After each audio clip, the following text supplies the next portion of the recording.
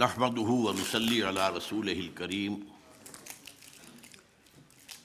اما بعد فاعوذ بالله من الشيطان الرجيم بسم الله الرحمن الرحيم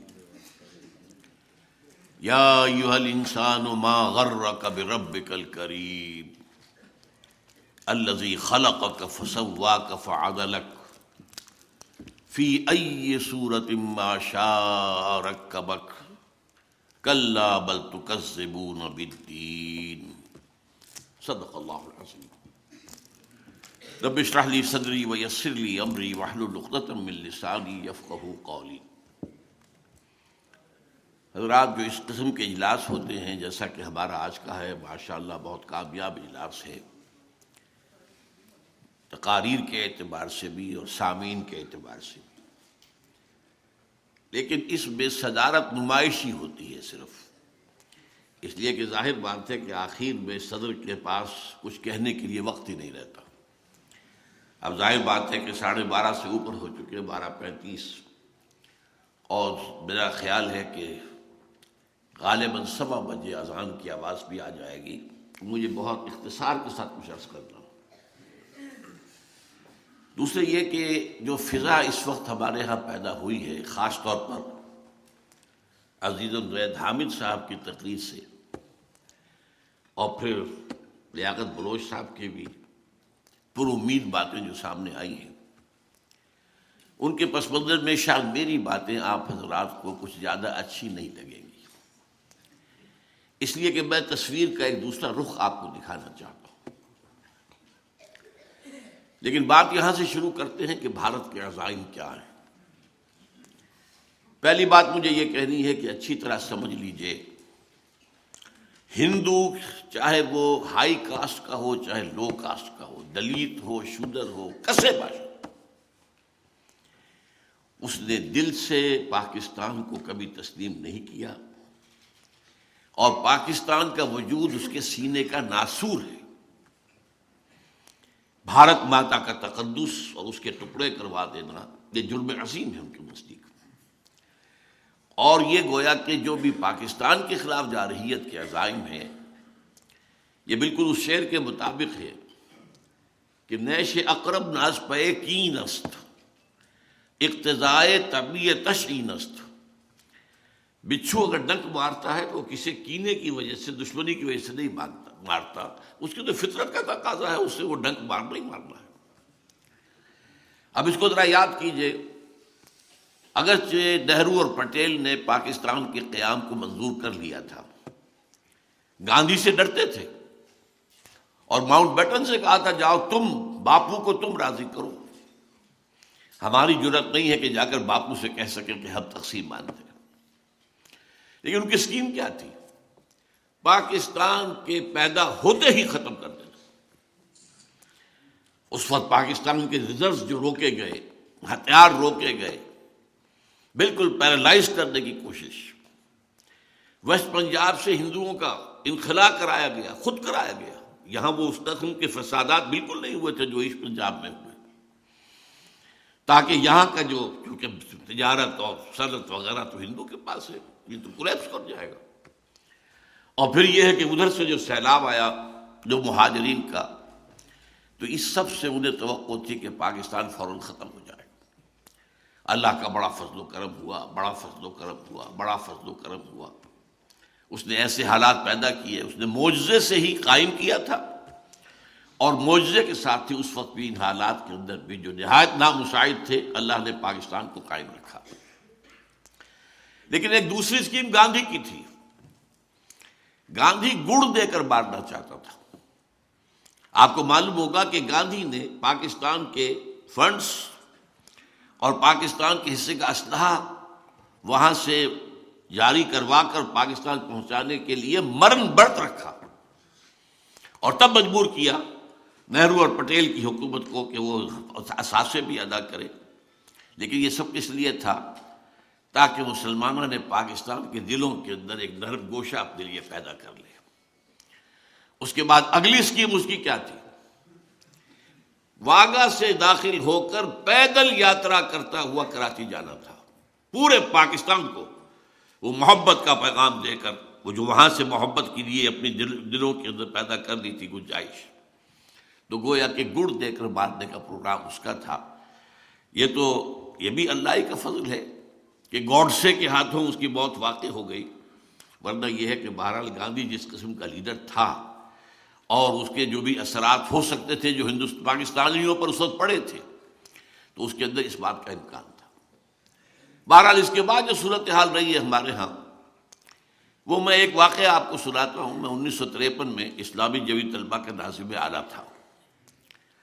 اس وقت جو ایک تحریک چلی تھی ختم نبوت تحریک، اور بڑے فسادات پنجاب میں ہوئے تھے۔ اس زمانے میں خواجہ ناظم الدین وزیر اعظم تھے، وہ یہاں آئے تھے دورے پر، تو میں جمعیت کا ایک وفد لے کر ان سے ملا گورنر ہاؤس میں۔ پہلے تو کچھ موجودہ حالات ملکی پر بات ہوئی، پھر میں نے ان سے کہا جناب یہ میڈو کس بلا کا نام ہے؟ یہ جو آپ ڈیفنس پیکٹ کر رہے ہیں، کن چیزوں میں آپ پاکستان کو باندھ کر جانا چاہتے ہیں؟ مجھے اب بھی ان کا چہرہ بھی یاد ہے پوری طرح، اس کی شرافت۔ کہ دیکھیے یہ آپ لوگوں کی بات نہیں ہے، یہ آپ طالب علم ہے، آپ کا ہی کام نہیں ہے۔ میں ذرا شوخ تھا ابتدا ہی سے، میں نے کہا جناب آپ ہمیں باندھ کر چلتے بنیں گے، ملک تو ہم نے سنبھالنا ہے، تو ہمیں بتائیے۔ اچھا ایک جملے میں اچھا، اور 2 جملے اب میں آپ کے سنا رہا ہوں۔ دیکھیے پنڈت جی تو نہیں چاہتے نا کہ پاکستان رہے، پنڈت جی، پنڈت نہرو، اور دیکھیے ہم اکیلے تو ان کا مقابلہ نہیں کر سکتے نا۔ سغرا کبرا سے نتیجہ نکال لیجیے، 2 جملوں میں پوری پالیسی تھی اور پوری سادگی سے انہوں نے بیان کر دی۔ وہ ہماری مجبوری تھی کہ ہم امریکہ کی گھڑے کی مچھلی، اور ظاہر بات ہے اس وقت امریکہ کو ضرورت تھی، کنٹینمنٹ آف USSR کی پالیسی تھی۔ وہ سینٹو اور نیٹو اور میڈو تو نہیں بن سکی تھی، سینٹو بنی تھی، پھر وہ بھی رہ گئی تھی، لیکن سیٹو اور نیٹو تو تھی۔ اب ہمارے ساتھ امریکہ کا جو رویہ رہا، امداد بھی دی، مالی امداد بھی دی، اس میں یہ ہے کہ جو ہتھیارات بھی دیے، لیکن ایک بات تو یہ نوٹ کیجئے کہ ایک تو یہ ہندو کے یہاں کے جانے سے جو متروکہ جائیداد یہاں پہ رہی ہے، ہمارے دامن اخلاق کو سب سے پہلے داغدار کرنے والی وہ دولت تھی۔ جھوٹے دعوے، جھوٹے ایفیڈیوٹس، جھوٹے حلفیہ بیان، تو ہمارے کردار کی جو کمر ٹوٹی ہے اس سے، وہ ہمارے حق میں واقعہ یہ ہے کہ ایک بہت بڑا زہر ثابت ہوا، اور اس کے بعد امریکی امداد ہمارے لیے زہر بن گئی۔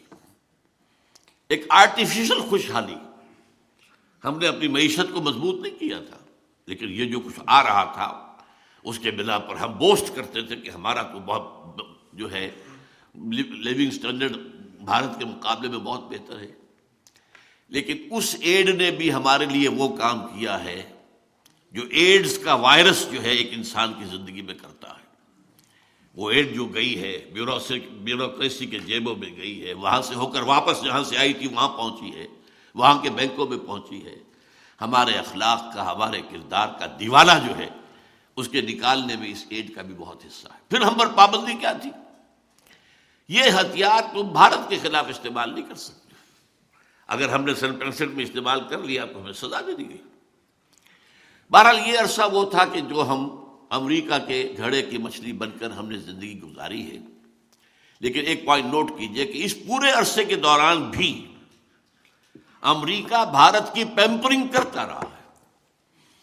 امریکہ کی عنایتیں بھارت کے شامل حال رہے، حالانکہ وہ رشیا کے ساتھ جا کے اس نے الائنس کیا، لیکن امریکن جو ہے ظاہر بات ہے بہت دور ان کی نگاہیں ہوتی ہیں، مستقبل وہ دیکھ رہے تھے کہ بھارت ایک بڑی طاقت بن کر ابھرے گا، لہذا اس کے ساتھ، حالانکہ 1962 میں جب چائنا کی اور بھارت کی جنگ ہوئی ہے تو ہمارے لیے بہترین موقع تھا۔ کشمیر اس وقت چند دن کی بات تھی، بھارت کے پاس وہاں پہ ڈیفنس تھا ہی نہیں، امریکہ نے ہمیں روکا اور ہم امریکہ کے تابع رہے۔ بہرحال یہ صورتحال ہے کہ جو ہماری رہی ہے، لیکن اب ایک بہت بڑی تبدیلی آ چکی ہے، عالمی حالات میں بھی، ریجنل حالات میں بھی، اندرونی حالات میں بھی۔ عالمی طور پر USSR ختم، کولڈ وار ختم، ہماری حیثیت ختم، ہماری ضرورت ختم ہے۔ یو ایس ایس آر کو آخر میں ڈسمینٹل کرانے کا کام بھی ہم سے کروا لیا، ہم نے اپنے لیے کیا۔ کوئی میں ضیاء الحق صاحب کو ہرگز بلیم نہیں کرتا، بلکہ اس کے لیے تو پروسیس تو بھٹو صاحب نے شروع کیا تھا، جب گلبدین حکمت یار اور یہ احمد شاہ مسعود وغیرہ کو بلا کر اس نے ایک مشن سپر کیا تھا۔ بھٹو کی شروع ہوا کام تھا۔ خام خواہ ہمارے آج کل کے لوگ نامہ نگار جو ہیں وہ ضیاء الحق صاحب کو گالیاں دینے بیٹھ جاتے، اور ظاہر بات ہے کہ ضیاء الحق صاحب یہ نہ کرتے تو اس کا مطلب کیا تھا؟ رشیا تو آ گیا تھا، پھر پاکستان کہاں رکتا؟ اور اس کا تو صدیوں پرانا خواب تھا جو warm waters of the Arabian sea تک پہنچنے کا۔ افغانستان میں جم جاتا تو پھر بلوچستان اس کی چند گھنٹے کی بات تھی۔ بہرحال وہ جو کچھ کیا، چاہے ضیاء الحق نے کیا، چاہے اسامہ ابن لادن نے کیا، یہ بھی لوگ جا کے اسی جہاد کے لیے امریکہ جو کہ جہاد اصل امریکہ جسے استعمال کر رہا تھا، انہوں نے کیا اپنے لیے۔ افغانوں نے جہاد میں جانیں دی ہیں تو اپنے لیے دی ہیں، اپنی حریت کے لیے دی، اپنی آزادی کے لیے دی۔ اسی طرح اگر عرب وہاں پر آئے ہیں، اور چاہے لانے والے اسامہ ابن لادن ہوں، اور چاہے وہ عمر عبد الرحمن ہوں، اور چاہے وہ عبداللہ ابن عزام ہوں، وہ سب بھی تو اسلام کے نام پر لا رہے تھے، اسلام کے لیے لا رہے تھے۔ جو آئے تھے، سعودی عرب کا نوجوان کاہے کے لیے یہاں آیا تھا؟ اس کے پاس کس چیز کی کمی تھی؟ وہ جو یہاں پر آ کر اس قدر پتھریلی فضا کے اندر اور اس قدر جو ہے حالات کے اندر نامساعد حالات میں آ کر انہوں نے قربانیاں دی، جانیں دی۔ بہرحال یہ مسئلہ جو تھا، لیکن صورتحال اب جو تبدیل ہو چکی ہے وہ یہ ہے کہ یو ایس ایس آر ختم، اس کی کوئی حیثیت ہی نہیں۔ ابھی میں پچھلے دنوں پڑھ رہا تھا نیوز ویک میں کہ رشیا کی اکانومی میکسیکو کی اکانومی سے بھی چھوٹی ہے اس وقت۔ میں تو حیران ہوا، میرا تو خیال تھا اس کے پاس بڑے ذخائر جو ہے تیل کے ہیں، لیکن رشین اکانومی میکسیکو کی اکانومی سے بھی چھوٹی ہے۔ اس کا تو حال یہ ہو چکا ہے۔ لیکن اب کیا ہوا ہے؟ اب چائنا ابھر آیا ہے، اب کنٹینمنٹ آف چائنا پالیسی ہے، اب اس کا گھیراؤ کرنا ہے۔ اس میں میجر رول بہرحال بھارت کا ہوگا، جو مقابلے پر کھڑے ہونے کی سکت رکھنے والا ملک ہے۔ آبادی میں بھی تقریباً غالباً آس پاس برابر ہی ہیں، اور یہ کہ بہرحال یہاں بھی جو تعلیم، ٹیکنالوجی وغیرہ جو ہے وہ پوری اعلیٰ سطح کی موجود ہے۔ اس لیے اب صورتحال یہ ہے کہ امریکہ کا اسٹریٹجک پارٹنر وہ ہے، اس کے ساتھ جو ہے وہ سول نیوکلیئر جو ہے ٹریٹی بھی ہو چکی ہے، اور ہمیں امریکہ یہ چاہتا ہوگا کیا، وہ تو اللہ کے علم میں ہے، وہ چاہتا ہے کہ ہم بالکل اس کے سامنے گھٹنے ٹیک کر اور بالکل چھوٹے بن کر رہیں۔ یو تو جزیۃ یدیم وہم صاغرون، اپنے ہاتھ سے جزیہ دیں اور صاغر رہیں۔ اور جزیہ کیا ہوگا کہ کھول دو اپنی منڈیوں کو بھارت کے مال کے لیے، اللہ اللہ خیر صلی اللہ، یہی جزیہ ہوگا اس دور کا۔ تو ان کی پالیسی یہ بن چکی ہے۔ تو یہ ہے اصل میں جو حالات بیرونی عالمی سطح پر۔ دوسری طرف ریجنل پر آئیے، افغانستان میں چونکہ الکفر ملت واحدہ، یہ نوٹ کر لیجئے، افغانستان میں وہ جو ابلیس نے کبھی دیکھا تھا، ایک خطرہ کے اندازہ کیا تھا، اقبال نے اپنی ابلیس کی مجلس شورا کے جو نظم ہے اس میں بیان کیا تھا کہ مجھے عصر حاضر کے تقاضاؤں سے ہے، لیکن یہ خوف ہو نہ جائے آشکارا شرع پیغمبر کہیں۔ یہ شرع پیغمبر تو آشکارا ہو رہا ہے۔ یہ افغانستان میں چند اسلامی احکام نافذ ہوئے اور امن ہو گیا 100%۔ ایک حکم سے پوپوئی کی کاش زیرو۔ ہمارے ہاں کے بڑے سیکولر جو ہیں، دانشور ہیں، علامہ اقبال کے صاحبزادے ڈاکٹر جاوید اقبال، انہوں نے خود کہا، کچھ دن رہ کر آئے تھے کابل میں طالبان کی حکومت کے دور میں، واپس آ کر دارالعلوم حقانیہ اکوڑا خٹک میں تقریر کی ہے، اور مجھ سے مانا کہ ہاں میں نے کہا تھا، یہ بعد میں نے پہلے اخباری سطح تھی، پھر میں نے خود ان سے پوچھ کے ہاں کہا تھا میں جو حالات کابل میں دیکھ کے آیا ہوں، یہ کون کہہ رہا ہے؟ جاوید اقبال کہہ رہا ہے، روشن خیال ترین ہمارے دانشوروں میں سے اور سیکولر ذہن رکھنے والے، کہ میں جو حالات دیکھ کر آ رہا ہوں افغانستان میں، کابل میں، اگر یہ چند اور مسلمان ملکوں میں بھی ایسے حالات ہو جائیں تو پوری دنیا مسلمان ہو جائے گی۔ یہ ہے وہ خطرہ افغانستان کی سرزمین سے کہ جس کی وجہ سے 9/11 کا ڈرامہ رچایا، اپنے 3,000 آدمی مروائے، 4,000 یہودیوں کو بچا لیا۔ پہلے دن کہا گیا تھا 8,000 یہاں پر مارے گئے ہیں، اس کے بعد بتایا گیا نہیں 3,800 مرے ہیں، باقی کہاں گئے؟ 4200 کہاں گیا؟ وہ معلوم ہوا وہ 42 یہودی تھے جو اس روز آئے ہی نہیں تھے، انہیں معلوم تھا را کا اور نیو کانز آف امریکہ ان کا جو ہے یہ اپنا ملی ہوئی بھگت تھی، اور وہ یہ چاہتے تھے کہ جیسے سیکنڈ ورلڈ وار میں پرل ہاربر کے واقعے کے بعد امریکہ جو ہے پوری طاقت کے ساتھ آ کر کودا تھا میدان جنگ میں، تو امریکہ نیڈز ہے پرل ہاربر، یہ ان کے یہاں باقاعدہ مقالات لکھے گئے۔ وہ پرل ہاربر انہوں نے خود کروا کے اور پھر افغانستان پر جو فوج کشی کی ہے اور جو طالبان کی حکومت کو ختم کیا ہے، لیکن انہیں نظر آ رہا ہے کہ یہ یہاں پر جو جذبہ ہے وہ کبھی ختم ہونے والا نہیں۔ وہ اور ہمارا علاقہ، یہ جو پختونستان والا علاقہ سمجھ لیجئے، ہمارا بھی جو پختون علاقہ ہے، اس کے بارے میں ایک بہت بڑے مصری دانشور شکیب ارسلان نے یہ لکھا ہے۔ میں حیران ہوتا ہوں کہ وہ مصری ہیں، انہیں ہمارے حالات کا ایسا کیسے اندازہ تھا۔ مولانا علی میاں صاحب نے اپنی کتاب میں کوٹ کیا، اس نے کہا تھا کہ یہ جو دو پہاڑی سلسلے چلتے ہیں، یہ جو چھت کہلاتی ہے پامیر کی سطح مرتفع، یہاں سے ادھر پہاڑ جا رہا، ادھر پہاڑ جا رہا، ادھر پہاڑ جا رہا، ادھر جا رہا ہے، تو ایک ہمالیہ ہے جو وہاں سے چلتا ہے ساؤتھ ایسٹ کی طرف، اور ایک کوہ ہندوکش ہے جو وہاں سے چلتا ہے ساؤتھ ویسٹ کی طرف۔ ان دونوں کے درمیان جو ٹرائنگل ہے، یہ ٹرائنگل کا بیس میں بتا رہا ہوں، یہ ان کی کوٹیشن میں نہیں ہے، وہ ہے مالاکنڈ کا پہاڑ، یہ ٹرائنگل بنتی ہے، بیس یہ ہے، ادھر سے ہمالیہ، ادھر سے کوہ ہندوکش۔ اس خطے میں جو قوم آباد ہے، شکیب ارسلان کہتے ہیں اگر پوری دنیا میں اسلام کی نبضیں ڈوب گئیں تب بھی اس خطے میں اسلام کی نبضیں چلتی رہیں گی۔ تو یہ علاقے ہیں، ان سے خطرہ ہے، اسی لیے یہاں وہ اپنا پورا مضبوط اڈا بنانا چاہتے ہیں ہر صورت۔ ابھی کہا گیا کہ تو ہم کئی جنریشن تک رہیں گے یہاں پہ، یہ جنگ تو کئی جنریشن تک چلے گی۔ اور یہاں پر نوٹ کیجئے کہ الکفر ملت واحدہ کا ثبوت کیا ہے۔ افغانستان کے خلاف رشیا بھی ان کی پیٹھ تھپکتا ہے، افغانستان کے خلاف چائنا بھی وہ ان کی پیٹھ تھپک رہا ہے، بلکہ وہاں اپنی فوج بھیجنے کو تیار ہے۔ اسے بھی اندیشہ ہے یہ مسلم فنڈامنٹلزم جو ہے، اگر افغانستان اور پاکستان کے علاقے سے نکلتا ہے تو سنکیانگ جیسا بڑا میرا صوبہ، بہت بڑا علاقہ، ذرا آپ کو تو نہیں یاد ہوگا اکثر کو، ہم شروع میں جب پڑھا کرتے تھے روسی ترکستان، چینی ترکستان، دو ترکستان تھے یہ روسی ترکستان کے جو ہے سب سمرقند اور بخارا جیسے شہر، اور یہاں کاشغر، اور اقبال نے کہا ہے ایک ہو مسلم حرم کی پاسبانی کے لیے نیل کے ساحل سے لے کر تا بخاک کاشغر، یہ کاشغر وہاں ہے، اور وہ مسلم تہذیب کا بہت بڑا گہوارہ، انہیں خطرہ ہے۔ تو اس وقت صورتحال یہ ہے کہ الکفر ملت الواحدہ کی حیثیت سے افغانستان کے اندر ہر حالت میں انہیں جو ہے اپنے قدم جمائے رکھنے ہیں، اور اس کے لیے جو بھی کچھ انہیں کرنا پڑا وہ کرنے کو تیار ہوں۔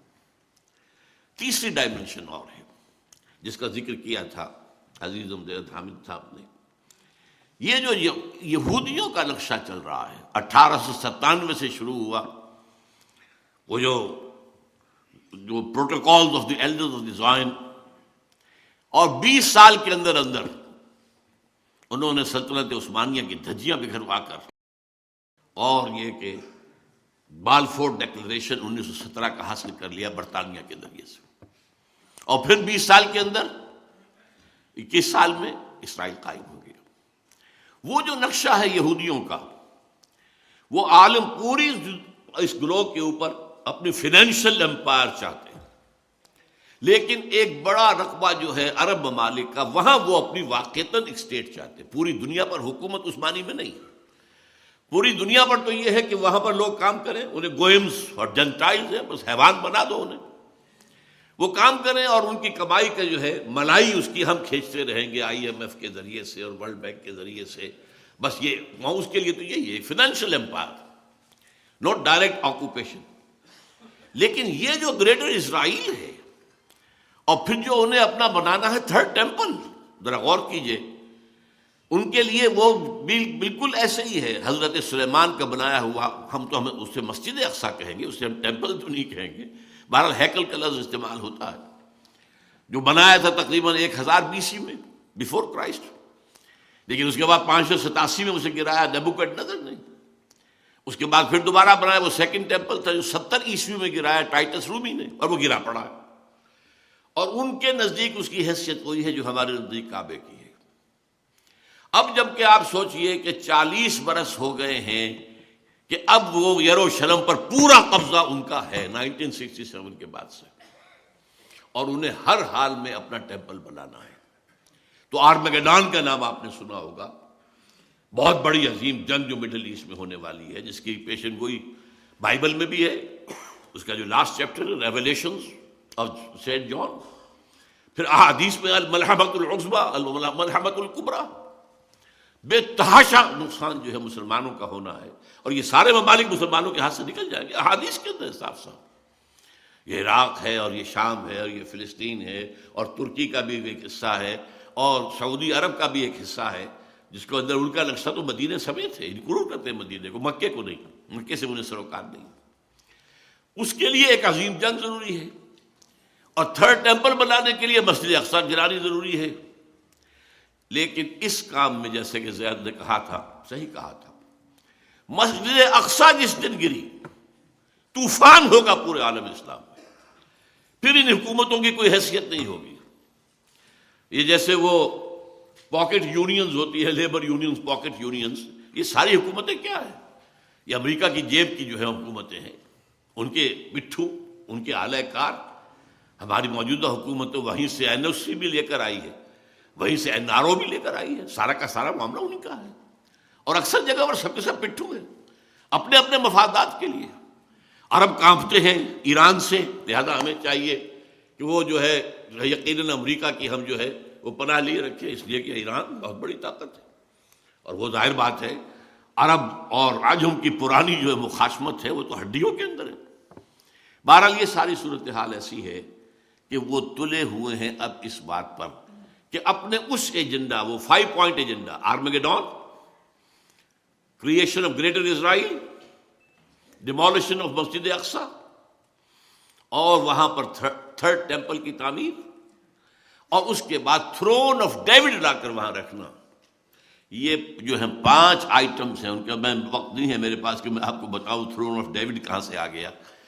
وہ ایک پتھر تھا، میں مختصر عرض کر دوں، جس پر حضرت داؤد کو بٹھا کر تاج پوشی کی گئی تھی، اسی پر حضرت سلیمان کی تاج پوشی ہوئی، پھر وہ رکھ دیا گیا ہیکل سلیمانی میں، اور جو بھی اب ہوتا تھا یہودی بادشاہ اس کی تاج پوشی اسی پر ہوتی تھی۔ سن 70 میں ٹائٹس نے جب گرایا ہے سیکنڈ ٹیمپل تو وہ پتھر لے گیا، روم چلا گیا، روم سے آئرلینڈ گیا، آئرلینڈ سے اسکاٹ لینڈ آیا، اسکاٹ لینڈ سے انگلینڈ آ گیا 14ویں صدی عیسوی میں، اور وہاں پہ انہوں نے اس کو ایک کرسی کے اندر سیٹ کی حیثیت سے لگا کر تھرون بنا لیا، اور یہ ویسٹ منسٹر ایبے کے اندر رکھا ہوا ہے، جو برطانوی پارلیمنٹ کے ساتھ جو چرچ ہے اس کے اندر رکھا ہوا ہے، اور انگلستان کے بادشاہوں اور ملکاؤں کی جو ہے وہ تاج پوشی اسی پر ہوتی ہے۔ تو اس کو لا کر اب رکھنا ہے تھرڈ ٹیمپل میں۔ اس کے بعد یہودی سمجھتے ہیں ہمارا مسیح آئے گا، وہ وہاں بیٹھ کر پوری دنیا پر حکومت کرے گا۔ عیسائیوں کا خیال ہے کہ حضرت مسیح کا سیکنڈ کمنگ ہوگی، جو ہم بھی اس کے قائل ہیں، اور وہ وہاں سے حکومت کریں گے۔ بہرحال اس ایجنڈے کا آغاز کرنے سے پہلے یہ تلے ہوئے ہیں۔ صحیح کہا تھا زید صاحب نے کہ انہیں کسی اور سے خطرہ نہیں تھا، کسی عرب ملک سے کوئی خطرہ نہیں تھا۔ بن گورین نے نہ صرف شروع میں کہا ہے، بلکہ بن گورین نے بعد میں 1967 کی جنگ کے اندر جو انہیں عظیم کامیابی حاصل ہوئی تو جشن منایا تھا پیرس میں۔ بن گورین نے وہاں تقریر کرتے ہوئے کہا تھا ہمیں کسی مسلمان، کسی عرب ملک سے کوئی خطرہ نہیں ہے، خطرہ صرف پاکستان سے ہے۔ جبکہ اس وقت تک پاکستان ایٹمک پاور نہیں تھا، لیکن اس وقت جو بہرحال کیونکہ قائد اعظم نے جس طریقے سے کہا تھا اسرائیل کو it's the illegitimate child of the west, اس قدر کھل کر کہنے والا تو شاید پوری دنیا میں اور کوئی بھی نہ ہو۔ اور جس طرح لیاقت علی خان نے ٹھوکر ماری تھی، جو اپنا دورہ تھا ان کا امریکہ کا، اور وہاں جب ان کو جو امریکن جوئش کانگریس نے ریسیپشن دیا اور وہاں کہا کہ آپ اسرائیل کو تسلیم کر لیں، ہم یہ دیں گے، یہ دیں گے، یہ دیں گے، یہ دیں گے، یہ دیں گے، تو اس نے بھی جواب دیا تھا قائد اعظم ہی کی اسی سمجھیے ٹریڈیشن کے مطابق کہ gentlemen our souls are not for sale, اس کی سزا اسے بھگتنی پڑی۔ قرارداد مقاصد پاس کرنا اس کا بہت بڑا جرم تھا، اور اس کے بعد اس طرح یہودیوں کی آفر کو ٹھکرا دینا اس کا بہت بڑا جرم تھا۔ تو قتل انہیں کیوں کرایا گیا؟ قتل انہوں نے کیا ہے، یہ ان کی سازش تھی جس سے کہ قتل کی ہے۔ بہرحال اب وہ تلے ہوئے ہیں کہ پاکستان کے کم سے کم ایٹمی دار توڑ دیے جائیں، تب وہ 5 نکاتی جو ہے ایجنڈا اس پر شروع کیا جائے، تاکہ ایسا نہ ہو کہ اگر اس سے پہلے ہو جائے اور طوفان عوامی یہاں آئے اور یہاں یہ حکومت جو ہے ہماری جو کٹ پتلی حکومت ہے یہ بہہ جائے تنکوں کی طرح، اور فنڈامنٹلسٹ کے ہاتھ میں جو ہے وہ طاقت آ جائے، تو یہ نیوز جو ہے پھر وہ ہمارے لیے ظاہر بات ہے کہ بہت بڑا خطرہ ہوں گے۔ یہ صورتحال ہے ہماری خارجی۔ لیکن اب اس کو دیکھیے، میں یہ تصویر کا رخ رکھ رہا ہوں، میں معذرت کے ساتھ، کچھ سچائی آپ کو سننی چاہیے۔ بہت کچھ وہ بھی ہے کہ ہم خود اپنی جو بھی ہمارے ساتھ ہو رہا ہے اس کے ذمہ دار ہیں۔ اے باد صبا ہی ہما آبرد تست، 1971 میں ہم نے وہ صورتحال وہاں پیدا کی تھی جس سے فائدہ اٹھایا پھر بھارت نے۔ بھارت کا تو نیش اقرب نس پہ کی نست، انہیں تو موقع ملا تھا، سبرامنیم نے اس وقت لکھا تھا this is the chance of the century, انہوں نے یوز کیا، لیکن حالات تو ہم نے پیدا کیے تھے نا۔ وہاں جو کچھ ہوا تھا، وہاں ایک عوامی ہے تحریک اٹھ کر کھڑی ہو گئی تھی، ہمارا جو بھی مارشل لا تھا وہ انہیں قابل قبول نہیں تھا، ہم نے پنجابی فوج کی غلامی کے لیے جو ہے وہ پاکستان میں شامل ہونا پسند نہیں کیا تھا، وہ تو پنجابی فوج ہی کہتے تھے نا۔ اور جو کہا تھا پروفیسر فرید احمد، یعنی ان کا جو ڈھاکہ ایئرپورٹ پر استقبال ہوا تھا کہ اے پنجابیوں کے دلال دفع ہو جاؤ، چلے جاؤ، انہیں اترنے نہیں دیا گیا تھا ڈھاکے کے اندر۔ اب یہ فضا آخر پیدا کی کس نے تھی؟ یہ ہم نے کی تھی نا۔ اسی وجہ سے چائنا کے پاس ہم گئے تھے تو چائنا نے کہا تھا it's your own creation, you have to deal with it, یہ تو آپ لوگوں نے کہ اپنے جو ہیں کرتوت آپ کے ہیں، اب اس کو سنبھالنا آپ ہی کو پڑے گا، وہ اس کو آنے کے لیے تیار نہیں ہوا۔ تو صورتحال یہ ہے کہ ہم اپنے حصے کو دیکھیں کہ جو ہمارا جرم ہے، اور اس میں نے آج جو آیت پڑھی ہے وہ یہ ہے کہ اللہ تعالیٰ کی طرف سے معجزے آتے ہیں، آتے رہے ہیں، لیکن اللہ کی شان غفاری اور رحیمی پر دھوکہ نہیں کھانا چاہیے۔ ایک وقت آتا ہے کہ اللہ تعالیٰ رسی کھینچ بھی لیتا ہے، پھر سزا بھی دیتا ہے۔ ان بطش ربک لشدید، تمہارے رب کی جو پکڑ ہے وہ بھی بہت سخت ہوتی ہے۔ ہاں وہ مہلت بھی دیتا ہے، وہ کریم بھی ہے، وہ غفور بھی ہے، وہ ستار بھی ہے، وہ ودود بھی ہے، وہ رؤوف بھی ہے، لیکن شدید العقاب بھی ہے، شدید الانتقام بھی ہے، وہ انتقام بھی لیتا ہے۔ انا من المجرمین منتقمون۔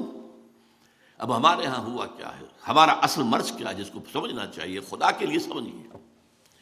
دیکھیے ہم نے یہ ملک لیا تھا اللہ سے معجزے کے طور پر، اللہ نے ہمیں دیا۔ یہ اب اس کی تفصیل میں نہیں جا سکتا، میری کتاب سن 85 میں نے لکھی تھی استحکام پاکستان، میں نے ثابت کیا 100% معجزہ، کوئی حالات تھے ہی نہیں پاکستان کے بننے کے۔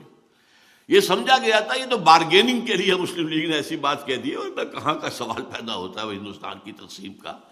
لیکن بہرحال اللہ نے دیا ملک، ہم نے دیا تھا کیوں؟ اے اللہ ہمیں ہندو اور انگریز کی غلامی سے نجات دے، ہم تیرے دین کا بول بالا کریں گے۔ What did we do actually? اس میں کسی شخص کو چھوڑ دیجئے، جماعتوں کو چھوڑ دیجئے، بہرحال پوری قوم کا جرم ہے، پوری قوم کا جرم ہے۔ یقیناً اس میں چھوٹے ذمہ داری والے لوگ بھی ہیں، بڑی ذمہ داری والے لوگ بھی ہیں، والذی تولی کبرہ کی مثال بھی موجود ہے، لیکن میں اس تفصیل میں نہیں جانا چاہتا۔ بٹ دی فیکٹ ریمینس، 61 برس کہاں ہے وہ اسلام؟ یہ مذہب والا اسلام تو پوری دنیا میں ہے، انڈیا میں بھی ہے، مسجدیں ہیں، حج فلائٹس انڈیا سے بھی جاتی ہیں، اور بتایا مجھے یہ گیا ہے کہ سعودی عرب کے اندر مدینے اور مکے میں اور جدے میں جو ہندوؤں کے، جو بھارت کے وہاں پر میڈیکل مشن ہیں وہ کہیں زیادہ بہتر ہیں پاکستان کے میڈیکل مشنز کے بجائے، جس قدر وہ خدمت کرتے ہیں لوگوں کی۔ وہاں سے حاجی جاتے ہیں، وہاں نمازیں ہیں، وہاں مسجدیں وہاں بھی ہیں۔ اس کام کے لیے تو ہم نے پاکستان نے لیا تھا۔ آپ مسجدیں تو آپ نے امریکہ میں جا کے بنا لی ہیں، لیکن یہ کہ یہ مذہب جو ہے یہ اور شے ہے، دین اور شے ہے۔ مذہب پھیل رہا ہے، fastest growing religion in the world is Islam, it's all the world expected, لیکن اس دین کہاں ہے؟ ان الدین عند اللہ الاسلام ومن یبتغی غیر الاسلام دینا فلن یقبل منہ، یہ دین ہے۔ اذا جاء نصر اللہ والفتح ورأیت الناس یدخلون فی دین اللہ افواجا، وہ اللہ کا دین، اللہ کا نظام، وہ سیاسی، معاشی وہ جس کو قائد اعظم اور علامہ اقبال کہتے رہے، اسلام کے اصول حریت و اخوت و مساوات، وہ دین جو کہ امن و امان بھی دے، جو انصاف بھی دے رہا ہو، جہاں یہ ہے ڈسکریمنیشن نہ ہو، جہاں کوئی بھوکا نہ ہو، کوئی شخص نہ ہو۔ حضرت عمر نے تو ایک یہودی کو بھیک مانگتے ہوئے دیکھا تو گورنر کو ڈانٹ پلا دی تھی۔ یہودی بوڑھا بھیک مانگ رہا تھا، تو کیسے اس کو کہ یہ تم جب جوان تھا تم اس سے جزیہ لے رہے تھے اور اب تم نے سڑک پر کھڑا کر دیا اس کو بھیک مانگنے کے لیے، اس کا وظیفہ مقرر کرو۔ وہاں یہ تھا کہ اگر کتا بھی اگر بھوکا مر جاتا ہے فرات کے کنارے یا دجلہ کے کنارے، عمر ذمہ دار ہوگا قیامت کے دن۔ وہ نظام، دنیا تو اس نظام کے لیے چشم براہ بیٹھی ہوئی ہے، دیکھنا چاہتی ہے، اس لیے کہ وہ نظاموں کا کلیش جو تھا وہ ایک گویا کہ ختم ہوا، ایک اعتبار سے کمیونزم کی موت واقع ہو گئی۔ اب وہ جو کیپٹلزم دوبارہ آیا ہے، گلوبلائزیشن کی شکل میں آ رہا ہے، تو اس کا بھی رد عمل ہوگا، اور ہے وہاں ہو رہا ہے۔ آپ کو معلوم ہے ڈیووس ہو یا کہیں اور ہو، یا جو واشنگٹن میں جہاں معاملہ ہوا تھا پہلے ورلڈ ٹریڈ آرگنائزیشن کا، تو وہاں ظاہر کسی نے کی ہے، عالم اسلام میں تو کسی کو پتہ ہی نہیں کہ وہ جو فائنینشیل جو ہے ایک امپائر کیسے قائم ہو رہی ہے، کس طریقے سے آگے بڑھ رہی ہے، کیسے کیسے معاہدے ہو رہے ہیں۔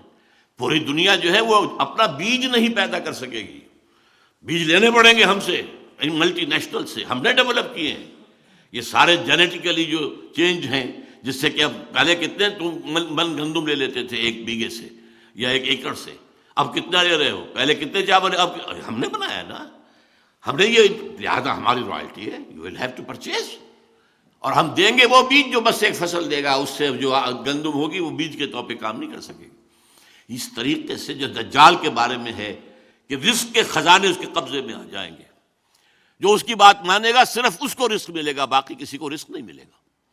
تو یہ ساری صورتحال اس وقت جو ہے ایسی ہے کہ معاملہ ہمارا جو ہے اندرون خانہ، ہم نے اللہ سے خلاف ورزی کی، اپنے وعدے کی، ہم نے غداری کی، اور اس کی سزا ملی ہے ہمیں، وہ نوٹ کیجئے۔ قرآن مجید میں ہے سورہ توبہ میں، یہ 75 76 77 3 آیتیں ہیں۔ مدینے کے منافقین کی ایک خاص قسم کا ذکر ہے، وَمِنْهُمْ مَنْ عَاهَدَ اللَّهَ لَئِنْ آتَانَا مِنْ فَضْلِهِ لَنَصَّدَّقَنَّ وَلَنَكُونَنَّ مِنَ الصَّالِحِينَ فَلَمَّا آتَاهُم مِنْ فَضْلِهِ بَخِلُوا بِهِ وَتَوَلَّوْا وَهُمْ مُعْرِضُونَ فَعَاقَبَهُمْ نِفَاقًا فِي قُلُوبِهِمْ۔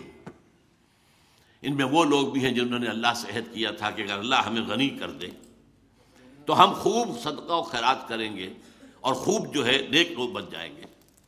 پھر اللہ نے غنی کر دیا تو اب بخل سے کام لیا، اب وہ تجوریوں کو تالے لگا دیے اور وہ رخ میں موڑ لیا، پیٹھ موڑ لی ہم سے۔ اس کی سزا کے طور پر ہم نے ان کے اندر نفاق کا روگ پیدا کر دیا۔ آج پاکستان کی پوری قوم اس سزا کے اندر مبتلا ہے۔ انسان پوری اس وقت دنیا کی منافق ترین قوم پاکستانی قوم ہے۔ اب اس نفاق کی کیا کیا شکلیں ہیں؟ نفاق باہمی، اب وہ قوم کہیں نہیں ہے، ڈھونڈ اب اس کو چراغ رخ زیبا لے کر۔ وہ جو قوم ہوتی تھی، وہ جو 45 46 47 میں قوم، وہ کہاں ہے اب تو قومیتیں ہیں، اب تو عصبیتیں، صوبائی عصبیتیں ہیں۔ اگر قوم ہوتی تو آج تک کالا باغ ڈیم نہ بن چکا ہوتا۔ کس کو معلوم نہیں تھا کہ کس قدر اہم ہے، کتنا ضروری ہے ہماری معیشت کے لیے؟ لیکن نہیں، سندھی کو گوارا نہیں ہے، کوئی پشتون کو گوارا نہیں ہے، ایک قوم ہم نہیں ہے۔ اب قومیتیں ہیں، عصبیتیں ہیں، نسلی ہیں، لسانی ہیں، مذہبی ہیں، تفرقہ مذہبی۔ نمبر 2، اخلاق کا زوال، جس نے کہ فرمایا حضور نے منافق کی 3 نشانیاں ہیں۔ جب بولے جھوٹ بولے، وعدہ کرے خلاف ورزی کرے، کہیں امین بنایا جائے تو غبن کرے اور خیانت کرے۔ یہ 3 چیزیں ہیں، یارڈ سٹک لے کر ناپ لیجئے اپنے معاشرے کو۔ اس معاشرے میں جو جتنا بڑا ہے اتنا ہی بڑا جھوٹا ہے، جو جتنا بڑا ہے اتنا ہی بڑا وعدہ خلاف ہے۔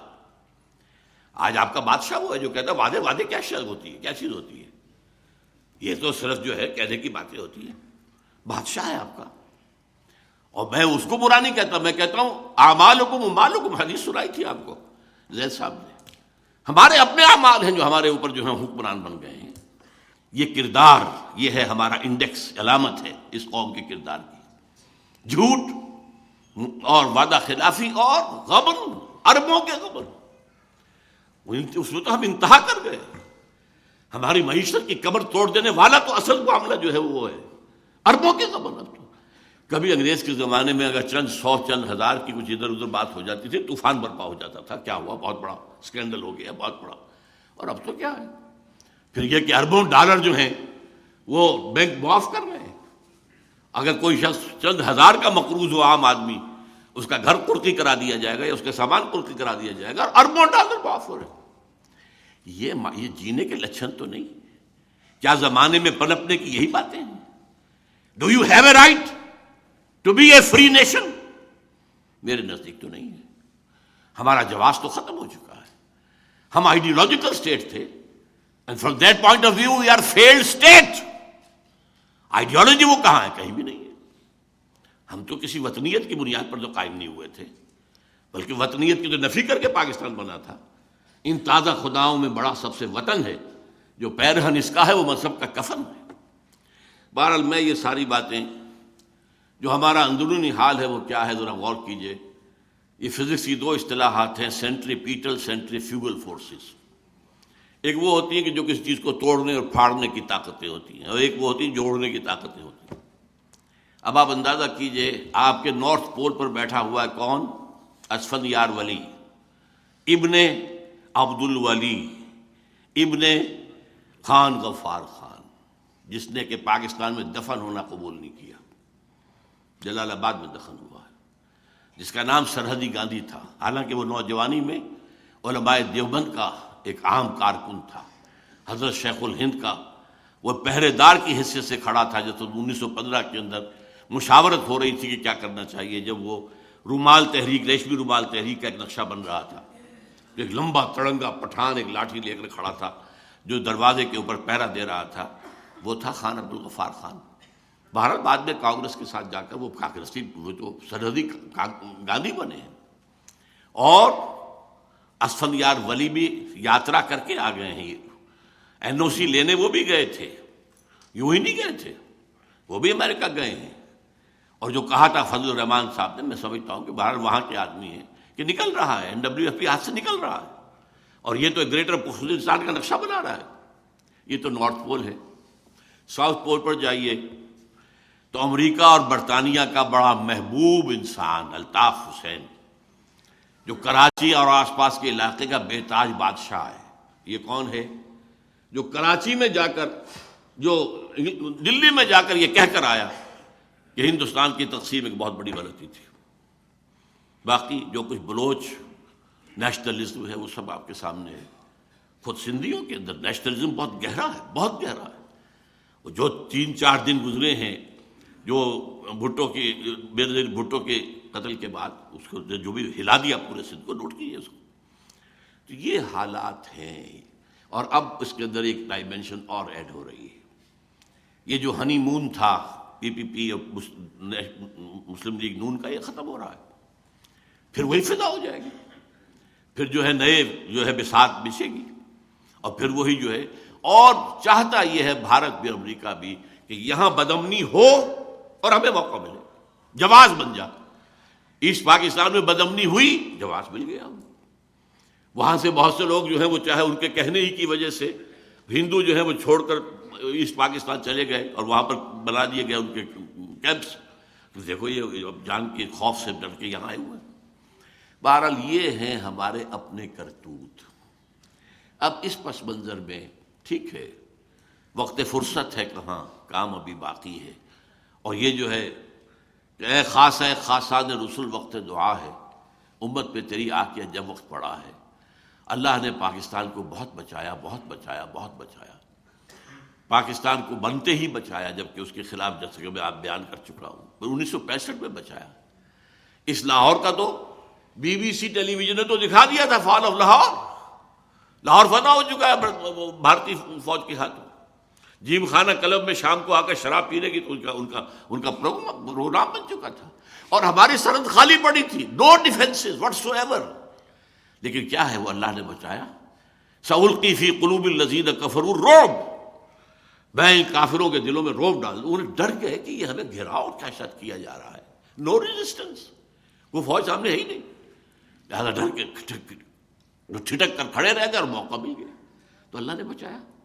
سن 71 میں واقعہ جتنا بڑا حادثہ تھا، میں تو صاف برملا کہہ رہا ہوں کہ پاکستان بھارت کے لیے ویسٹ پاکستان 6 دن سے زیادہ کی مار نہیں تھا۔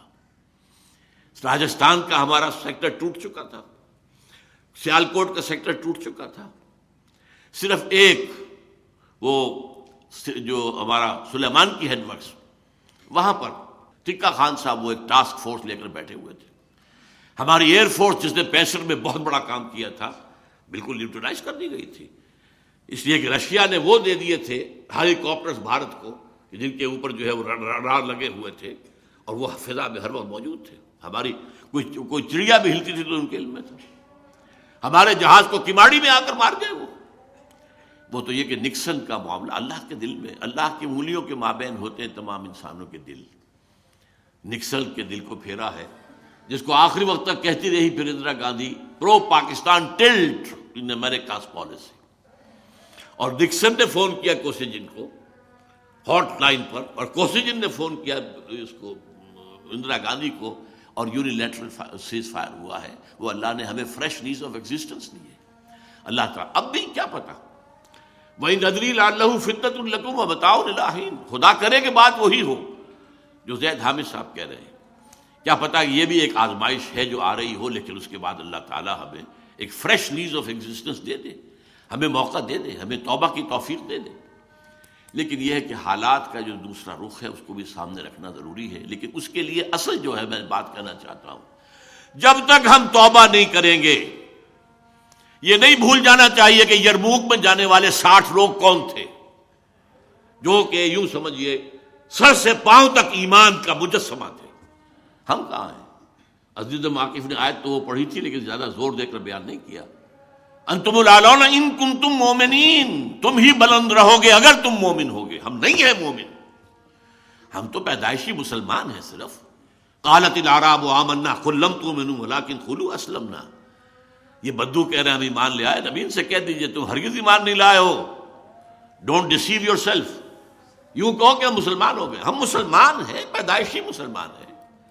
وہ تو اللہ نے زبردستی ہمیں مسلمان بنا دیا ہے کہ ہمیں مسلمان والدین کے گھر میں پیدا کر دیا۔ ایمان کہاں ہے؟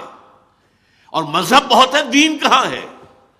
یہ سزا ہم پر ضربت علیہم الذلۃ والمسکنۃ وباؤوا بغضب من اللہ، پوری امت مسلمہ پر ہے، اور پاکستان پر اضافی سزا ہے یہ جو ہم نے وعدہ خلافی کے نتیجے میں نفاق عاقبہم نفاقا فی قلوبہم، اس میں ایک پہلو رہ گیا تھا۔ ہمارے ہاں کا سب سے بڑا نفاق کا مظہر ہمارا دستور ہے پاکستان کا، منافقت کا پلندہ۔